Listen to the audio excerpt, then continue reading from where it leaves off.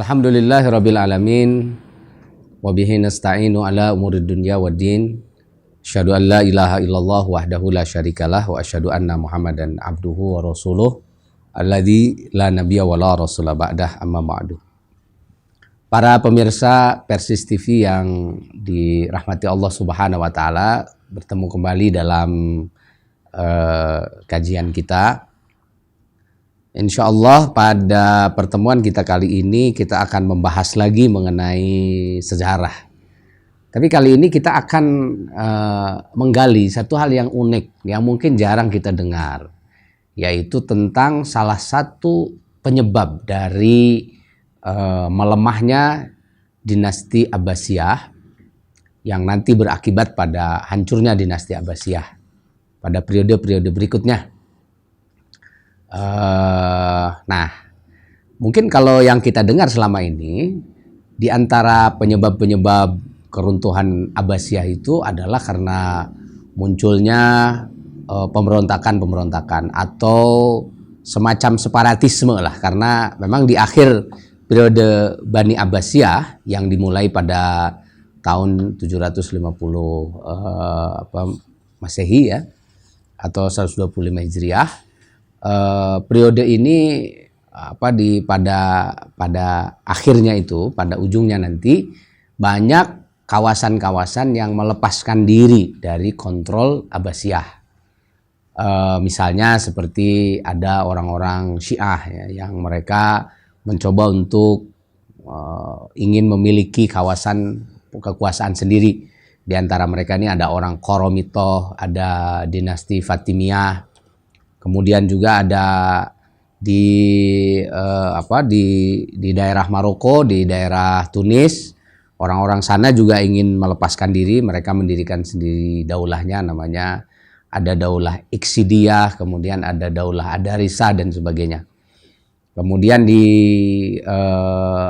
kawasan Syam ada di Mesir ya, di Syam dan di beberapa kawasan lain juga ada yang ingin memisahkan diri dari kekuasaan Bani Abbasiyah. Nah, sehingga banyaknya kawasan-kawasan yang melepaskan diri inilah yang menyebabkan banyaknya menjadi melemahnya kekuasaan Bani Abbasiyah. Nah, sehingga pada waktu Abbasiyah diserang oleh kekuatan dari Romawi, yaitu pada waktu perang Salib, Abbasiyah ini kalah. Ini sebelum kehancuran betul-betul. Tapi kekalahan ini betul-betul telah menghancurkan moral dari kekuasaan Abbasiyah ini. Mereka sudah tidak bisa lagi memiliki izzah di tengah masyarakat, di tengah umat Islam yang selama itu mereka bangga-banggakan, ternyata kalah dengan Abbasiyah dan nanti menyusul kalah di dalam perang Salib oleh dinasti Romawi. Nanti yang kemudian dihormati oleh masyarakat, oleh umat Islam adalah yang berhasil mengalahkan pasukan Salib, dan itu adalah Salahuddin Al-Ayyubi. Nah, Salahuddin Al-Ayyubi ini dia sebetulnya hanya gubernur saja, tapi nanti setelah pada masa berhasil melakukan perang Salib, Salahuddin Al-Ayyubi dia berhasil mendirikan dinasti Ayyubiyah yang mandiri, yang berada di luar kontrolnya Abbasiyah. Dan Abbasiyah sendiri pada akhirnya pada tahun 1258 harus hancur di tangan pasukan Mongol ya. Pasukan Mongol dan Tatar inilah yang akhirnya menghabisi kekuasaan Bani Abbas ini. Nah, dinasti Abbasiyah ini kalau kita buka-buka pelajaran sejarah, dia adalah satu dinasti yang dikenal dengan dinasti yang pada periode awalnya, satu abad pertama, yaitu dimulai pada periode Abul Abbas As-Saffah, kemudian Abu Ja'far Al-Mansur. Setelah itu nanti salah satu khalifah yang paling terkenal dan paling besar yaitu Harun Ar-Rasyid. Kemudian dua anaknya yang juga terkenal yaitu Al-Amin dan Al-Ma'mun. Itu pada satu abad pertama dinasti Abbasiyah ini berhasil menunjukkan jati dirinya sebagai penguasa muslim yang sangat kuat. Dan bahkan di dunia tidak ada yang menandingi kekuatannya pada masa itu. bahkan kekuatan Romawi tidak sanggup menandingi kekuatan dan kekuasaan dinasti Abbasiyah ini. Dan sehingga Abbasiyah ini menjelma menjadi satu dinasti yang sangat kaya raya. Nah, kekayaannya ini terutama nanti pada masa Harun ar-Rasyid sebagai puncak kegemilangan ekonomi pada masa Bani Abbasiyah ini, sampai banyak cerita-cerita yang menunjukkan bagaimana Harun ar-Rasyid ini dengan uangnya yang begitu banyak, dengan kekayaan yang melimpah ruah, itu bisa melakukan apa saja yang diinginkannya. Misalnya pada masa itu ya, yang sangat spektakuler dan ini menjadi monumental di dunia, Harun ar-Rasyid ini mempelopori, menginisiasi, mendirikan perpustakaan. Apa hebatnya mendirikan perpustakaan ya? Padahal mendirikan perpustakaan itu ya zaman sekarang mungkin biasa-biasa saja. Nah, mungkin kalau zaman sekarang biasa saja, tapi pada masa itu tidak bisa. Mendirikan perpustakaan itu dianggap hal yang biasa-biasa saja. Kenapa demikian? Karena kita harus paham bahwa pada masa itu yang namanya buku itu harganya sangat mahal. Kenapa buku harganya bisa sangat mahal? Sebab waktu itu belum ada percetakan. Jadi artinya buku itu walaupun sudah ditadwin, tadwin itu artinya sudah dikasih jilid, tapi belum ada mesin cetak. Kalau belum ada mesin cetak, berarti yang namanya penggandaan buku-buku itu dilakukan dengan cara manual. Nah, bagaimana penggandaan buku itu dilakukan? Penggandaan buku dilakukan itu dengan cara disalin. Nah, coba kita bisa bayangkan kan? Kalau misalnya zaman sekarang kita enak aja, mau menyalin misalnya 10.000 buku dengan judul yang sama. Wah, itu bisa dikerjakan hanya dalam beberapa hari saja. Bahkan untuk mesin-mesin cetak itu bisa sehari selesai. Tapi pada masa itu tidak bisa. Yang namanya menggandakan buku misalnya ini. Ada seorang ulama menulis buku. Katakan saja misalnya Imam Bukhari, beliau menulis Sahih Bukhari. Mungkin dalam cetakan kita sekarang Sahih Bukhari itu ya harganya murah lah. Kalau yang berapa 4 jilid misalnya harganya bisa dijual 200.000, 300.000 rupiah ya. Dan kita bisa menggandakannya dengan sangat cepat. Sekarang mungkin ada jutaan kopi Sahih Bukhari yang bisa kita baca.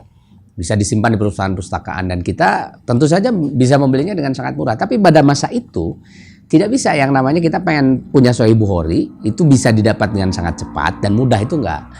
Jadi kalau kita ingin Sahih Bukhari itu misalnya, nah maka kita harus memesan kemana? Ke toko buku yang menyediakan jasa penyalinan buku. Jadi kita kalau pengen buku itu ya mungkin ada juga buku yang sudah disimpan di situ. Nah tapi kita coba lihat prosesnya ya. Nah, misalnya kalau kita ingin Sahih Bukhari nih. Nah, kalau kita pengen Sahih Bukhari, pesan dulu. Saya pengen nih buku Sahih Bukhari.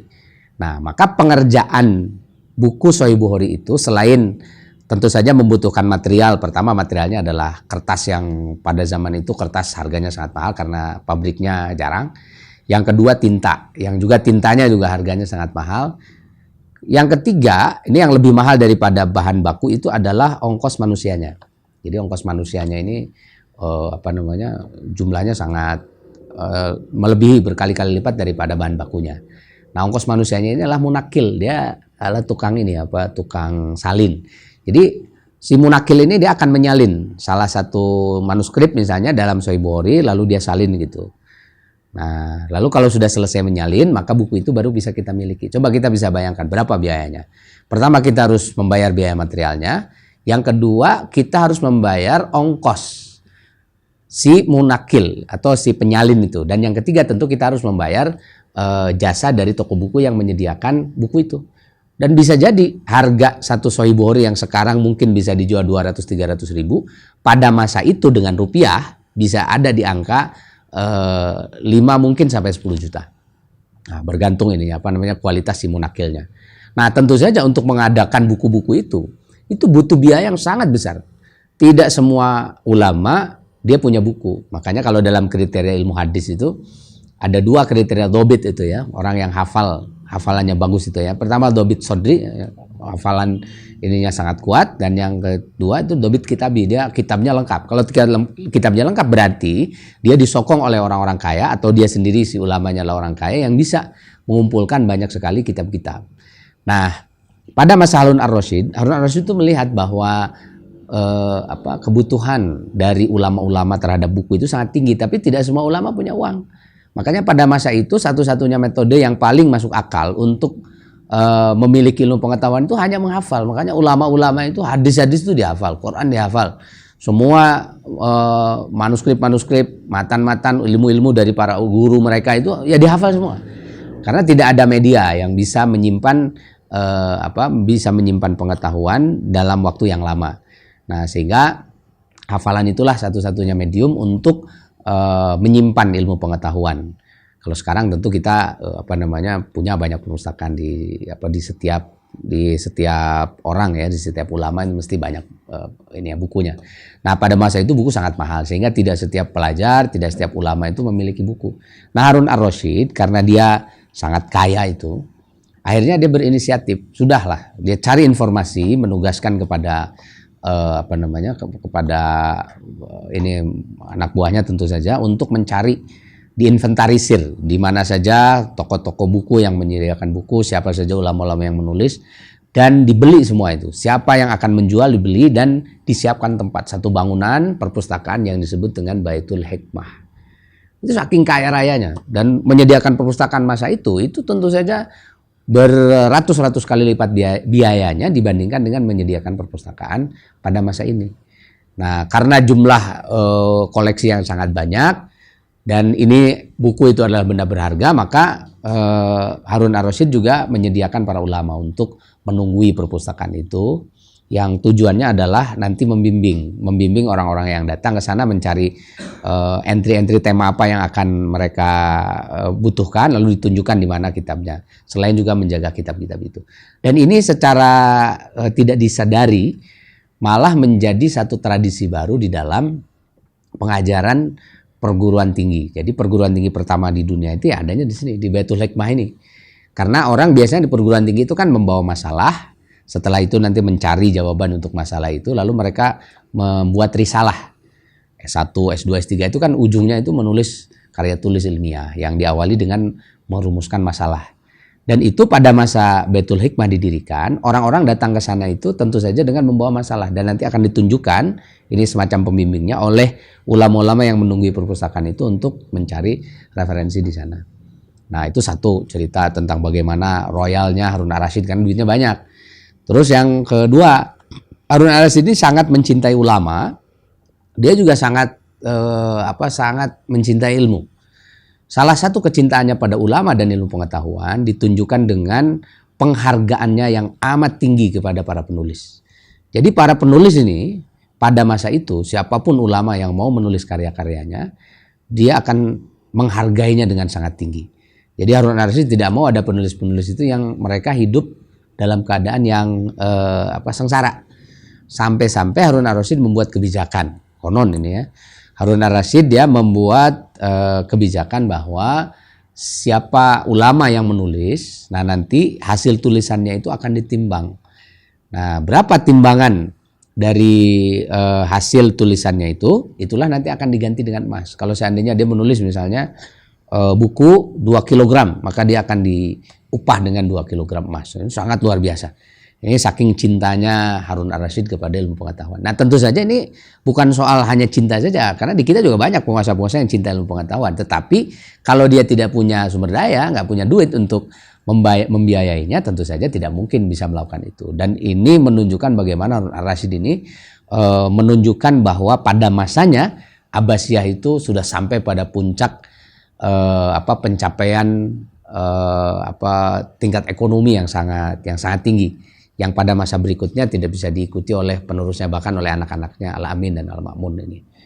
Nah, maka generasi setelah Harun ar-Rasyid ini, mereka masih dibayang-bayangi dengan sindrom kekayaan yang begitu melimpah, kekayaan yang begitu banyak. Padahal selepas Harun ar-Rasyid melepaskan kekuasaannya, itu di Abbasiyah mulai terjadi konflik yang sangat yang sangat intens, yang ini berpotensi untuk memecah kekuasaan Bani Abbas. Nah, salah satu konflik itu diwariskan sendiri oleh Harun ar-Rasyid. Nah, pada masa itu Harun ar-Rasyid dia ingin supaya politik ini stabil, karena dia tahu bahwa pada masanya dia pada periode awal itu mempercayakan keluarga Barmak ya untuk menguasai administrasi, menjadi wazir. Karena pada masa dinasti Abbasiyah itu ada jabatan wazir. Wazir itu kalau di Melayu barangkali dikenal dengan istilah Mahapatih. Jadi Mahapatih itu pelaksana operasional kerajaan. Tapi pada akhirnya wazir dari keluarga Barmak ini menguasai banyak aspek dan sering dia mengabaikan saja posisinya Harun Ar-Rasyid, sehingga Harun Ar-Rasyid tidak suka. Akhirnya dia menyingkirkan keluarga Barmak dan dia menyusun sendiri kekuasaannya itu. Dan jabatan wazir tidak diberi kepercayaan yang terlalu besar pada masa periode kedua dari kekuasaan Harun Ar-Rasyid ini, sehingga Harun Ar-Rasyid bisa menegakkan kekuasaan. Tapi dia ingin setelah itu khalifah-khalifah sesudahnya bisa settle, sampai akhirnya dia membuat satu kebijakan baru, yaitu mengangkat putra mahkota. Yang ini tidak dilakukan pada periode berikutnya. Nah, dia menetapkan bahwa nanti selepas dia meninggal yang harus menjadi penguasa itu adalah anaknya Al-Amin. Lalu kemudian setelah Al-Amin meninggal, nanti dia harus setelah Al-Amin nanti harus diserahkan kepada Al-Ma'mun, masih anaknya juga. Nah, ini ditetapkanlah sebelum Harun Ar-Rasyid meninggal. Tapi sebelum meninggal pun, ketika putra mahkota ini sudah ditetapkan, setiap putra mahkota ini punya wilayah kekuasaan. Nah, di antaranya Al-Ma'mun. Dia diberi kekuasaan itu di kawasan Khurasan. Di kawasan Khurasan ini banyak kalangan Alawiyin, banyak orang Syiah, banyak orang-orang Mu'tazilah juga, sehingga nanti Al-Ma'mun ini sangat dipengaruhi oleh orang-orang Mu'tazilah di sana. Nah, inilah yang nanti menyebabkan masing-masing anak-anak dari Harun Ar-Rasyid ini dia mengklaim kekuasaannya dan akhirnya tidak terkendali. Dan setelah meninggal Harun Ar-Rasyid, maka yang terjadi itu konflik, karena Al-Amin dia ingin menguasai seluruh kawasan Abbasiyah, tetapi dia tidak sanggup untuk melakukan itu karena ada perlawanan dari Al-Ma'mun, sehingga terjadi perang besar antara Al-Amin dan Al-Ma'mun sampai Al-Amin nanti meninggal dan Al-Ma'mun lah yang kemudian menjadi penguasa penuh terhadap kawasan-kawasan itu. Tapi Al-Ma'mun ketika berkuasa, dia banyak berhutang kepada orang-orang yang berada di belakangnya itu, dan sehingga dia harus membagi-bagi kekuasaannya, sehingga kekuasaan Abbasiyah itu sudah mulai melemah. Nah, ketika Al-Ma'mun dia berkuasa ini, nah salah satu nanti yang mempersiapkan ya kekuasaan untuk setelah Al-Ma'mun ini adalah anaknya, yaitu Al-Mu'tasim. Nah, yang menarik dari Al-Mu'tasim ini, jadi Al-Mu'tasim ini dia ketika melanjutkan kekuasaan Al-Ma'mun, nah dia berusaha untuk mencari partner baru. Nah, partner barunya ini bukan orang-orang Khurasan, tapi dia ingin cari partner itu adalah orang-orang Turki. Orang Turki ini berasal dari kawasan Transoksiana, atau dalam bahasa Arab Transoksiana ini sering disebut sebagai Mawara an-Nahar, negeri belakang sungai. Nah, negeri belakang sungai itu kalau sekarang ini adalah kawasan-kawasan di Turkistan Barat dan Turkistan Timur. Nah, Xinjiang itu adalah Turkistan Timur. Nanti Turkistan Barat yang dia menjadi beberapa negara sekarang ini ada Uzbekistan, Tajikistan, Turkmenistan dan sebagainya. Nah, di sanalah orang-orang Turki berasal. Nah, orang Turki ini pada masa-masa dinasti Abbasiyah awal itu mereka datang ke Baghdad untuk menjadi pekerja-pekerja, menjadi pekerja buruh kasar. Tapi salah satu keahlian mereka itu adalah berperang. Mereka adalah pekerja-pekerja yang gigih, ahli-ahli perang, sehingga ini dimanfaatkan oleh Al-Mu'tasim. Nah, ketika Al-Mu'tasim dia mewarisi kekuasaan, dia tahu bahwa ibu kota Abbasiyah waktu itu, yaitu Baghdad, ini adalah ibu kota yang sudah dikuasai oleh orang-orang Khurasan. Nah, sehingga kalau Al-Mu'tasim ingin menegakkan kekuasaannya dan ingin aman dengan kekuasaannya, dia tidak bisa harus tinggal di Baghdad. Nah, maka kemudian Al-Mu'tasim berpikir bahwa dia harus membuat atau mendirikan satu ibu kota baru. Nah, dari sinilah ini persoalan itu bermulai ya. Karena dari mulai Al-Amin, Al-Ma'mun, Al-Mu'tasim itu masih dibayang-bayang dengan sindrom banyaknya kekayaan pada masa Harun Ar-Rasyid. Maka dalam pikirannya Al-Mu'tasim membangun kota baru atau ibu kota baru itu bukan sesuatu yang sulit karena dulu juga pada masa Harun ar-Rasyid, mungkin pada masa Al-Ma'mun itu masih banyak sisa-sisa kekayaannya. Nah, tapi ketika Al-Mu'tasim berkuasa, ternyata dia lupa bahwa kekuasaannya itu sudah terbagi-bagi. Pada masa Al-Ma'mun saja sudah terbagi-bagi. Banyak gubernur yang tidak lagi menyerahkan pajaknya seperti pada masa Harun ar-Rasyid, tapi banyak dipotong.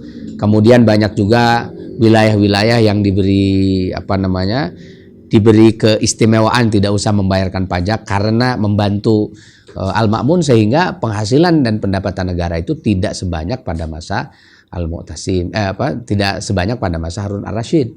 Nah, jadi kalau di rata-rata secara statistik ekonomi itu terjun bebas ya penghasilan pada masa Al-Mu'tasim dibandingkan dengan pada masa pada masa Harun ar-Rasyid ini. Nah, inilah malapetaka yang mulai diawali. Tetapi Al-Mu'tasim dia karena ingin mempertahankan kekuasaannya, dia tidak ingin diganggu oleh orang-orang Khurasan yang menguasai Baghdad. Akhirnya satu-satunya cara adalah dia memaksakan untuk membangun ibu kota baru. Nah, maka dipilihlah satu kota. Nah, kota ini pada mulanya diberi nama Surraman Ra'a.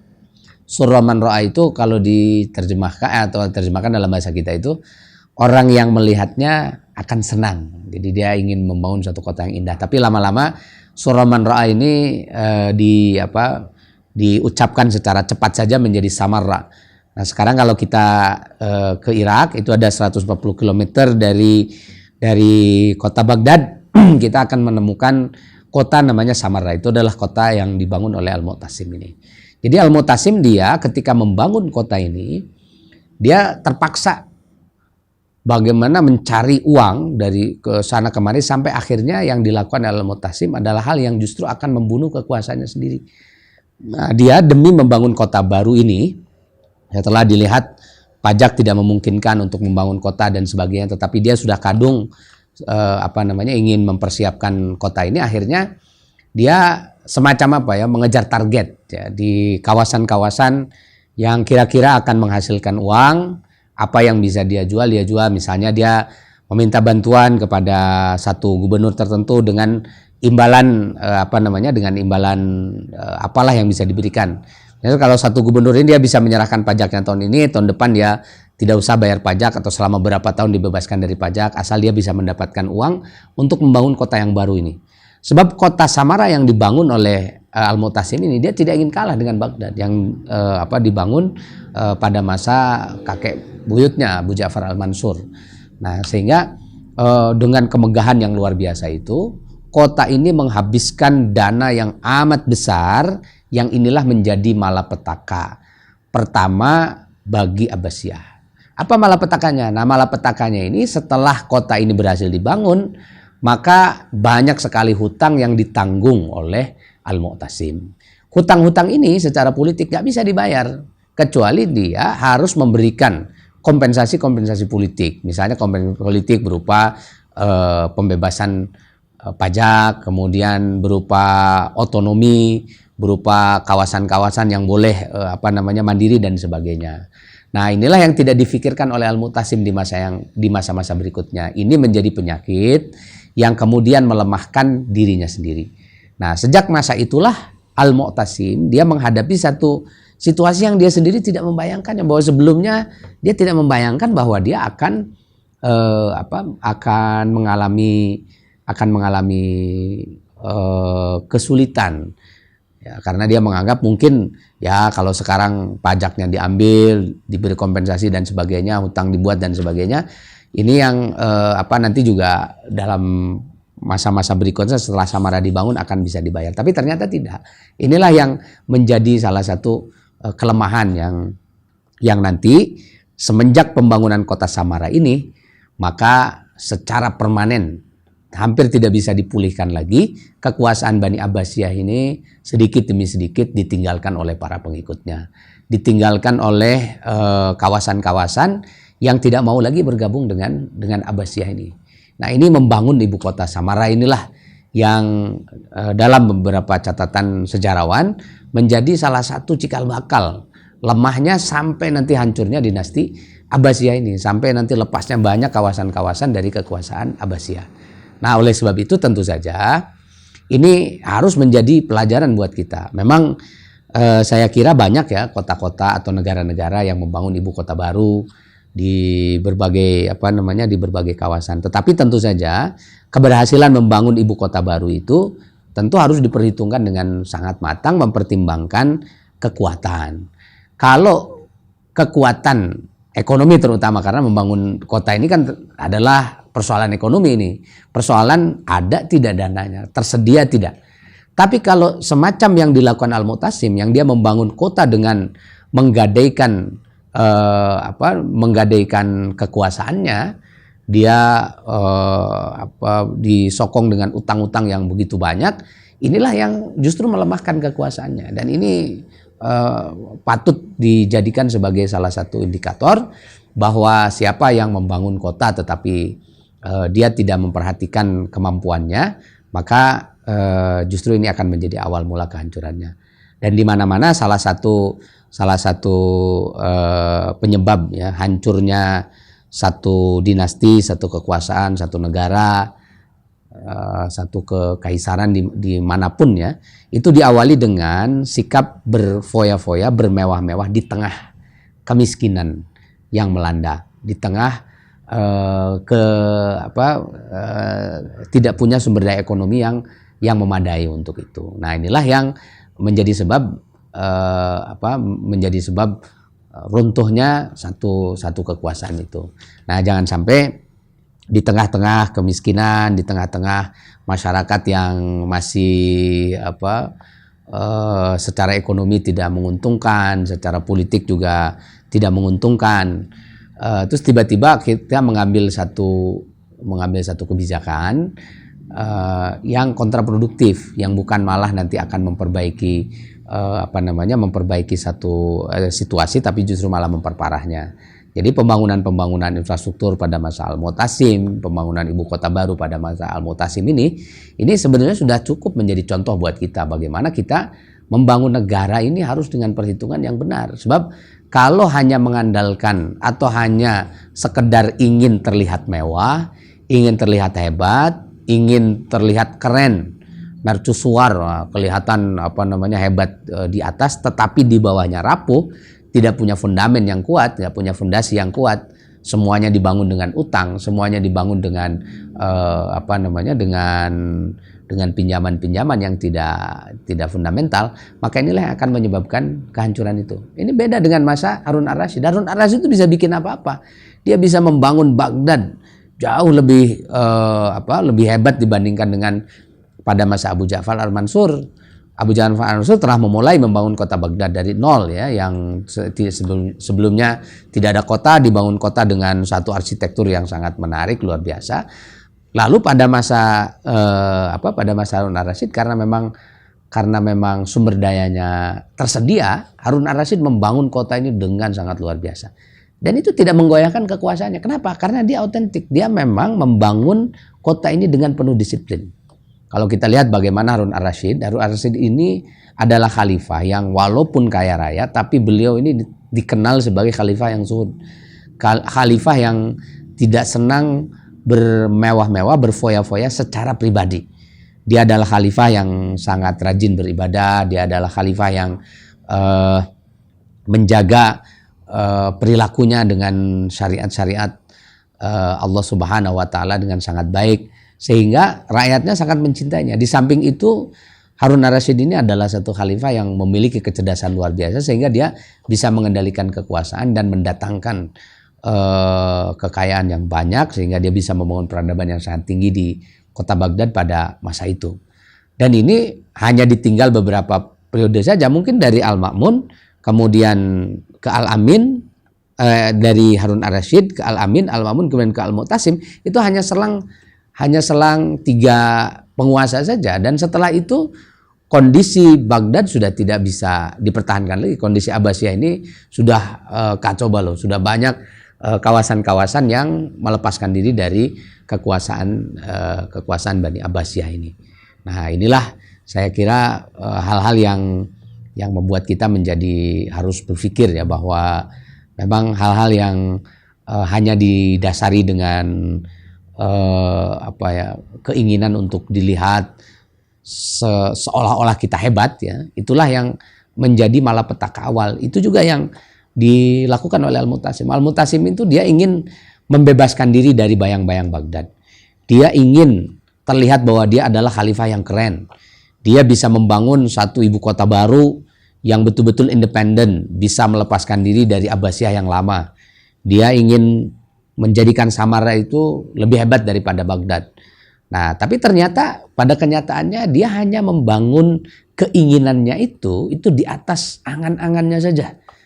Dia tidak memperhitungkan dengan sangat matang apa yang akan terjadi, dan inilah yang mengakibatkan pada akhirnya kekuasaan Al-Mu'tasim ini menjadi sebab. Memang pada masa Al-Mu'tasimnya mungkin dia meninggal dalam keadaan Samarra sudah hebat, Samarra sudah terbangun dengan sangat baik, tapi dia mewariskan satu jalan, mewariskan handicap, mewariskan kelemahan pada generasi berikutnya untuk munculnya pemberontakan-pemberontakan, untuk munculnya separatisme, untuk munculnya pemimpin-pemimpin yang lemah. Sebab setelah masa Al-Mu'tasim inilah nanti gubernur-gubernur, orang-orang yang diutangi oleh Al-Mu'tasim ini giliran mereka menagih utangnya.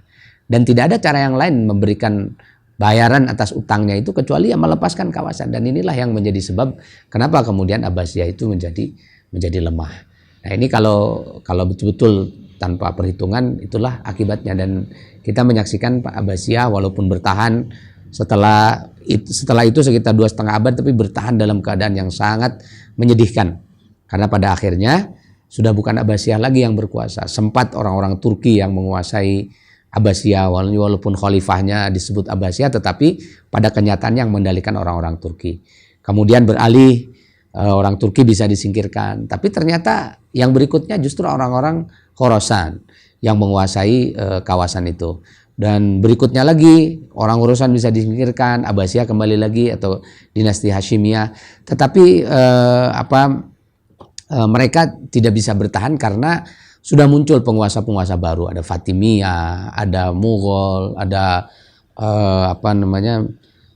Fatimiyah terutama ya masa itu ya, dinasti Fatimiyah, kemudian serangan dari pasukan salib dan sebagainya, itu tidak bisa ditahan lagi oleh Abbasiyah sampai akhirnya nanti menyebabkan dinasti Abbasiyah ini hancur, dan umat Islam terpaksa harus mencari satu pemimpin baru lagi yang bisa mengangkat martabat dan derajatnya umat Islam. Saya kira itu saja, mudah-mudahan petikan sejarah dari satu fase yang jarang mungkin kita dengar, yaitu pada masa Al-Mu'tasim Billah yang membangun ibu kota Samarra, yang berpindah dari Baghdad menuju ke Samarra, itulah yang menjadi salah satu titik awal dari kehancurannya dinasti Abbasiyah ini. Terima kasih atas perhatian dari para pemirsa Persis TV sekalian. Kita akhiri saja pertemuan kita. Subhanakallahumma bihamdika asyhadu an la ilaha illa anta astaghfiruka wa atubu ilaik. Wassalamualaikum warahmatullahi wabarakatuh.